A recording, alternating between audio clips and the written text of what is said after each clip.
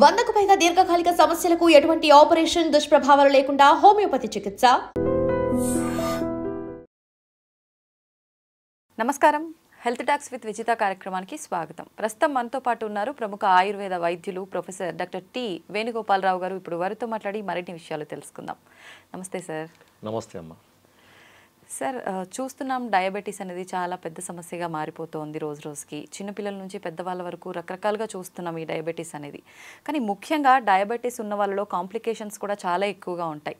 అందులో భాగంగా తీసుకుంటే కాన్స్టిపేషన్, మలబద్ధక సమస్య ప్రత్యేకించి డయాబెటీస్ వాళ్ళలో చాలా ఎక్కువగా ఉంటుంది. దీనికి కారణం ఏంటి? దీని నుంచి బయటపడాలి అంటే ఎటువంటి విధానాలు ఆచరించవచ్చు అంటారు? ధన్వంతరి నమః.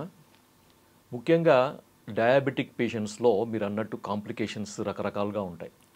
వాటిల్లో క్రానిక్ డయాబెటిక్స్ అంటే షుగర్ వచ్చి ఒక 10 సంవత్సరాలు దాటిన పేషెంట్స్ క్రానిక్ డయాబెటిక్స్ లాగా భావించవచ్చు. దీర్ఘకాలంగా డయాబెటీస్తో బాధపడే వాళ్ళు.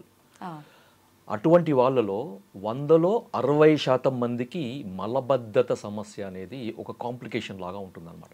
ఆల్మోస్ట్ హాఫ్కి పైన ఈ సమస్య ఉంటుంది.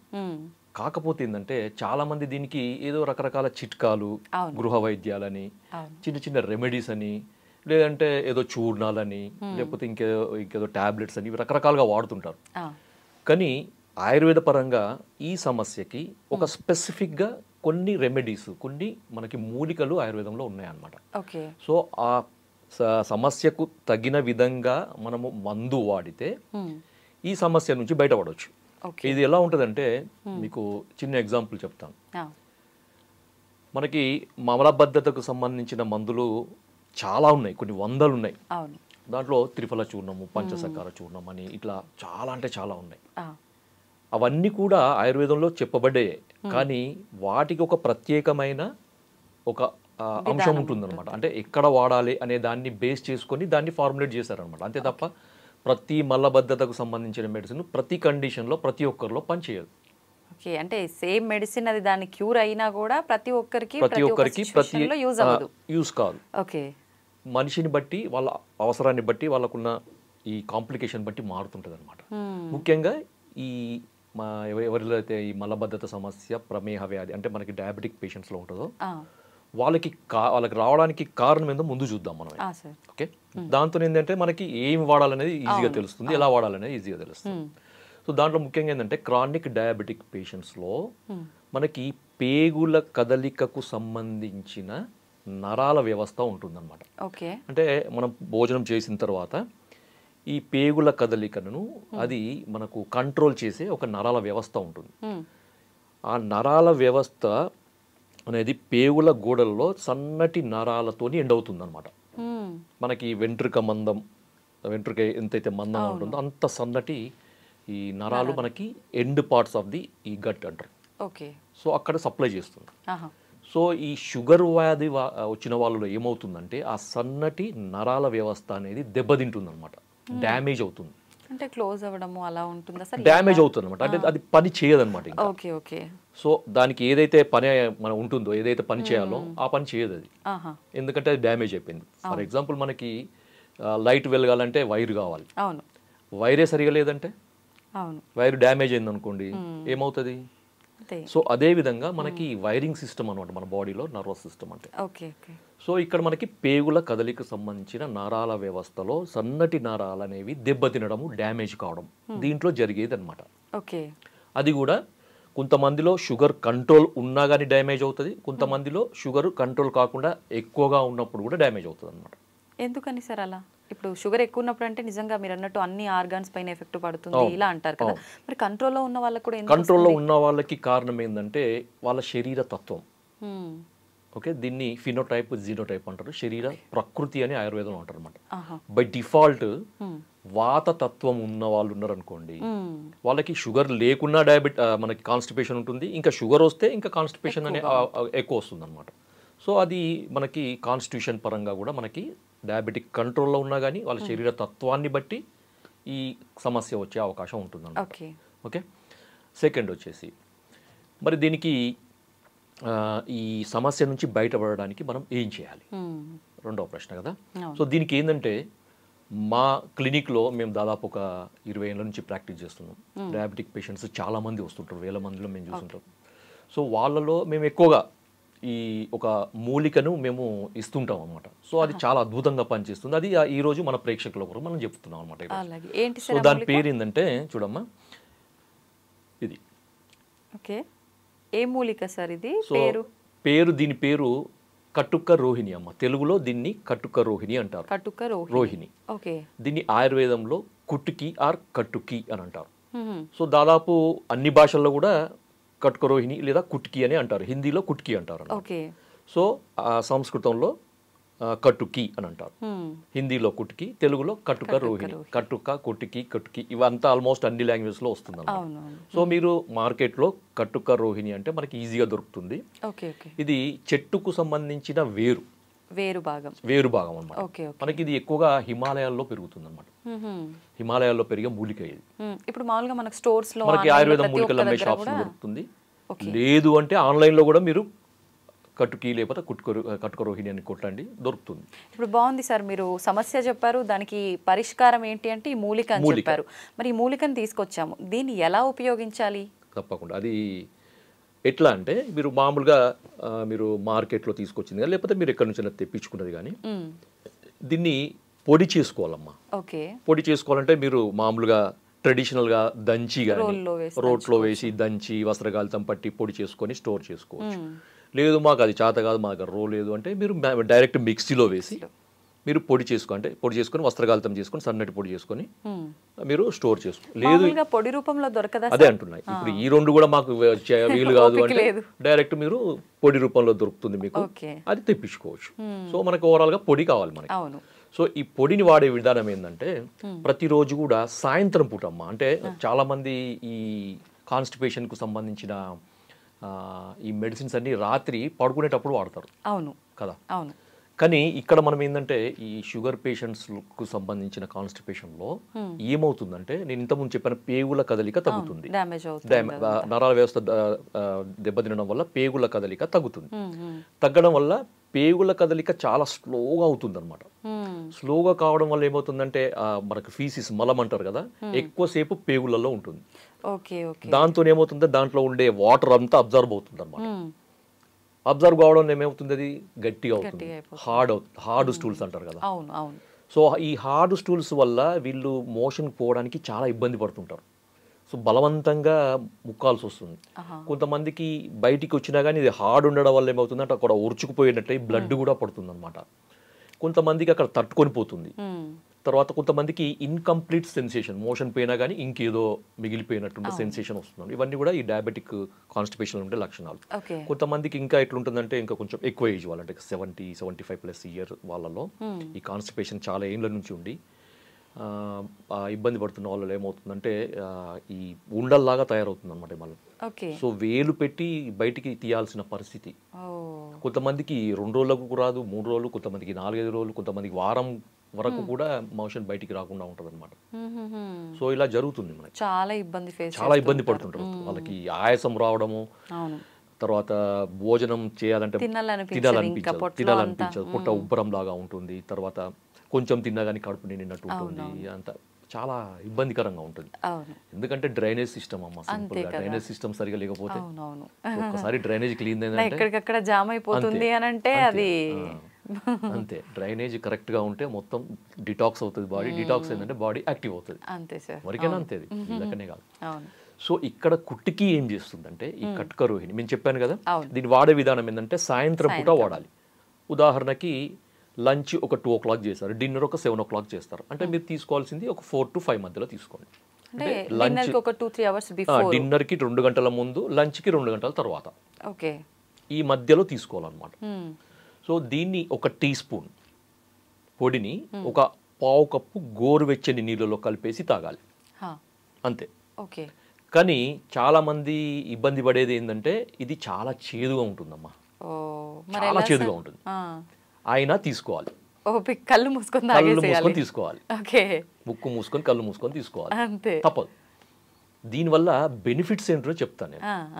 ఎందుకంటే కటుక రోహిణి మనం ఎందుకు ఇస్తున్నాము ఈ కండిషన్లో అంటే ఆయుర్వేదంలో కటుక రోహిణికి ఒక స్పెసిఫిక్ యాక్షన్ చెప్పారనమాట. సో భేదితం పిండిత మలానాం అంటే గట్టిపడ్డ మలాలను సాఫ్టెన్ చేస్తుంది ఇది. ఓ సో ఆ లోపల ఉన్న హైడ్రేషన్ అంటే వాటర్ లాగకుండా చేస్తుంది ఇంటెస్టైన్స్లో, చేసి లోపల ఉన్న ఈ ఫీస్ మలానికి మెత్తబడేటట్టు చేస్తుంది అనమాట. వాళ్ళు మోషన్ పోవడానికి చాలా ఈజీ అవుతుంది, ఎక్కువ స్ట్రెయిన్ లేకుండా పూర్తిగా అది తగ్గుతుంది.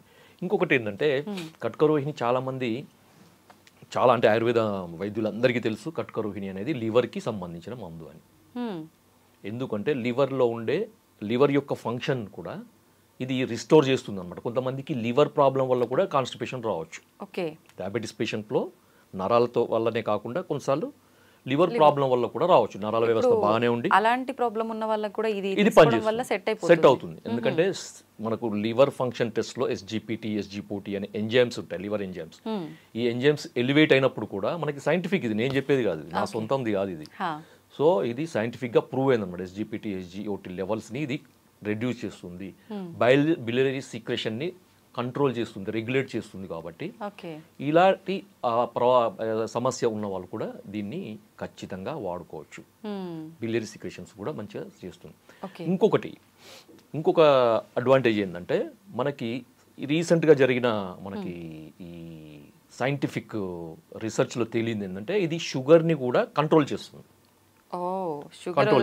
కాంప్లికేషన్ కాకుండా షుగర్ ని కూడా కంట్రోల్ చేస్తుంది. అంటే అలా కంట్రోల్ చేయాలంటే సుమారుగా ఎంత కాలం నుంచి వాడుతూ ఉండాలి? రెగ్యులర్ గా వాడుకోవచ్చు, దీనివల్ల ఎటువంటి నష్టం ఉండదు. కొన్ని ఆయుర్వేద మూలికలు వాడేటప్పుడు బాడీ ఓవర్ హీట్ అవుతుంది, రెగ్యులర్ గా వాడకూడదు ఇలా చెప్తుంటారు కదా సార్, అలాంటి ప్రాబ్లం? అలాంటిది ఏం లేదమ్మా, అలాంటిది ఏమీ ఉండదు.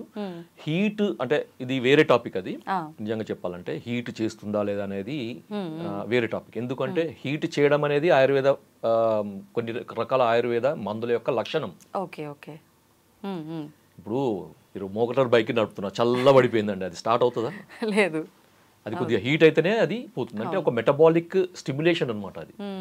ఆ మెడిసిన్ ఏం చేస్తుంది, మెటబాలిజాన్ని స్టిమ్యులేట్ చేస్తుంది అనమాట. స్టిమ్యులేట్ చేసినప్పుడు ఆ బాడీలో ఉండే టాక్సిన్స్ అన్ని డిటాక్స్ అవుతాయి. మనకి కణకణాల్లో పేరుకొని పోయిన మలాలు అంటారు, వాటిని బయోటాక్సిన్స్ అంటారు. ఆయుర్వేదంలో ఆమం అంటారు, సో ఆమదోషం అంటారు అనమాట. సో ఇవన్నీ టాక్సిన్స్, బయోటాక్సిన్స్ అన్ని రిలీజ్ కావాలంటే ఒక రకమైన ఫోర్స్ కావాలన్నమాట. ఆ మందు ఒక ఫోర్స్తో పోవాలి. ఊరికే ఏదో ఇట్లా మనం ఇది సైకిల్ తొక్కున్నట్టు తొక్కుపోయే మందు మనకు వద్దు. మనకు బుల్లెట్ స్పీడ్ తో పోయే మందే కావాలన్నమాట కొన్నిటికి. సో ఆ స్పీడ్ తో పోయినప్పుడు బాడీలో ఉండే మెటబాలిక్ యాక్టివిటీ అనేది స్టిమ్యులేట్ అవుతుంది అనమాట. అప్పుడు వేడి చేసినట్టు అనిపిస్తుంది, బాడీ హీట్ అయినట్టు అనిపిస్తుంది, అంతే తప్ప అది నెగటివ్ కాదు. ఇప్పుడు ఇది మీరు వేడి నీళ్ళలో వేసుకొని ఈవినింగ్ సమయంలో తాగడం స్టార్ట్ చేయమన్నారు. స్టార్ట్ చేసిన మరుసటి రోజు నుంచి ఫలితం ఉంటుందా, లేదంటే కొన్ని రోజుల పాటు వాడిన తర్వాత ఉంటుందా? అది మనం వ్యక్తిగతంగా మారుతుందమ్మా, ఇండివిజువల్గా మారుతుంది. కొంతమందికి నెక్స్ట్ డేనే, లేకపోతే ఆ రోజు నైటే, లేకపోతే మిడ్ నైటే మోషన్ ఫ్రీ కావచ్చు. లేదంటే కొన్ని రోజులు వాడంగా కొంచెం ఫ్రీగా అవుతుంది. కానీ మీరు రెగ్యులర్గా వాడుతుండండి, షుగర్ కూడా కంట్రోల్ అవుతుంది. ఇది నేను చెప్పింది కాదు, సైంటిఫిక్గా ప్రూఫ్ అయింది. ఎందుకంటే దీంట్లో ఉండే మనకి దీన్ని లాటిన్లో పిక్రోరైజా కుర్వా అంటారు దాన్ని. ఓకే, దీన్ని ఇంగ్లీష్లో మనకి టెక్నికల్గా ఈ ఏమంటారు ట్రేడ్ నేమ్ ఏంటంటే హెలిబోర్ అంటారు, హెలిబోర్. సో దీంట్లో పిక్రోరైజిన్ అనే ఒక కెమికల్ ఉంటుందన్నమాట, ఒక బయోకెమికల్ రసాయనం. దాంట్లో బయోకెమికల్ అంటారు, లేకపోతే యాక్టివ్ ఇంగ్రీడియంట్ అంటారు, ఫైటోకెమికల్స్ అంటారు. సో ఇది ఏం చేస్తుందంటే మనకి బ్లడ్లో ఉండే మనకి ఇన్సులిన్ కావాలి కదా, మనకి బ్లడ్లో ఉన్న రక్తం అనేది కణాలకి పోవాలంటే ఇన్సులిన్ అవసరం. ఓకే, తర్వాత ఈ ఇన్సులిన్ ఇన్సులిన్ యొక్క సమక్షంలో ఈ ఏమంటారంటే ఈ షుగర్ అనేది లోపలికి పోవాలంటే ఒక ట్రాన్స్పోర్టర్ సిస్టమ్ కావాలన్నమాట, GLUT4 అంటారు దాన్ని. ఓకే, ఆ ట్రాన్స్పోర్ట్ అనేది మనకి కణాలలో ఉంటుంది, శరీర కణాలలో ఉంటుంది అనమాట. సో ఆ ట్రాన్స్పోర్ట్ ద్వారానే ఈ షుగర్ అనేది బ్లడ్ నుంచి లోపలికి వస్తుంది, లేదంటే బ్లడ్లోనే పేరుకొని పోతుంది. సో ఆ ట్రాన్స్పోర్ట్ సిస్టమ్ సవ్యంగా పనిచేయాలంటే ఇన్సులిన్ కావాలి. సో ఈ కుట్కినే దీంట్లో ఉండే పిక్రోరైజిన్ లేకపోతే కుట్కిన్ ఏం చేస్తుందంటే ఈ మన శరీర కణాలలో ఉండే ఈ GLUT4 ట్రాన్స్పోర్ట్ని సెల్ ఇట్లా ఉంటుంది కదా కణం, ఆ కణం యొక్క పొరకి చేరుస్తుంది అనమాట. దీన్ని ట్రాన్స్లోకేషన్ అంటారు అనమాట. అంటే మనకి గ్లూకోజ్ ట్రాన్స్పోర్టర్స్ని ట్రాన్స్లోకేట్ చేసే యాక్టివిటీ ఉంది. కాబట్టి ఏంటంటే రక్తంలో ఉన్న షుగర్ అనేది సెల్ లోపలికి వస్తుంది, మన శరీర కణాలలోకి వస్తుంది, దాంతో రక్తంలో ఉండే షుగర్ తగ్గుతుంది. ఓకే ఓకే, అర్థమైందా? ఈ రకంగా డయాబెటీస్ కూడా ఈ రకంగా మనకి 2 రకాల బెనిఫిట్స్. అవునవును. కొంతమందికి షుగర్ కంట్రోల్ లేకపోవడం వల్ల నరాలు డ్యామేజ్ అయ్యి కాన్స్టిపేషన్ రావచ్చు. అలాంటి వాళ్ళకి షుగర్ తగ్గిస్తుంది, కాన్స్టిపేషన్ రిలీవ్ చేస్తుంది. సేమ్ టైం రెండు తగ్గిస్తుంది. లేదు మీకు షుగర్, మీకు కాన్స్టిపేషన్ లేదు, కొంతమందికి డౌట్, ఇప్పుడు వీడియో చూసే వాళ్ళకి చాలా డౌట్లు వస్తాయి.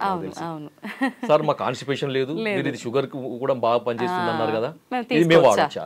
తప్పకుండా వాడచ్చు, తప్పకుండా. సార్ చిన్న పిల్లల్లో కూడా ఇప్పుడు షుగర్ ఉంటుంది, మలబద్ధకం సమస్య లేకపోయినా కూడా క్యూర్ అయ్యే ఛాన్స్ ఉంది కాబట్టి చిన్నపిల్లలకు కూడా ఇది ప్రతిరోజు ఇవ్వచ్చా? ఇది ఇప్పుడు చిన్న పిల్లలలో వచ్చే డయాబెటీస్ టైప్ 1 డయాబెటీస్ అంటారమ్మా, అది క్యూర్ కాదు. అది క్యూర్ కాదు, ఎందుకంటే అక్కడ ఇన్సులిన్ సిక్రెట్ చేసే ప్యాంక్రియాటిక్ బీటా సెల్స్ పూర్తిగా డ్యామేజ్ అవుతాయి, లేకపోతే అబ్సెంట్ అన్న ఉంటాయి.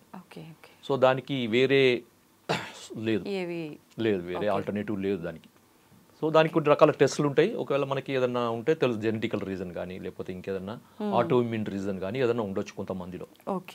కొంచెం ఇమ్యూనిటీ సంబంధించిన సెల్స్ అనేవి ప్యాంక్రియాటిక్ బీటా సెల్స్ని అటాక్ చేయడం వల్ల డ్యామేజ్ అయ్యే అవకాశం ఉంటుంది. సో అలాంటప్పుడు మనం కొన్ని రకాల ఈ యాంటీబాడీస్ని కంట్రోల్ చేసే మెడిసిన్స్ వాడడం వల్ల కొంతమందికి ఉపయోగం ఉండొచ్చు, కానీ బై బర్త్ జెనెటికల్గా వచ్చే వాళ్ళకి మాత్రం మనం ఏం చేయలేము. ఓకే సార్, ఇప్పుడు ఆయుర్వేదం అనగానే చాలా మందిలో ఒక అపోహ ఉంటుంది, పత్యాలు చేయాలి ఏం మెడిసిన్ వాడినా కూడా అని చెప్పి.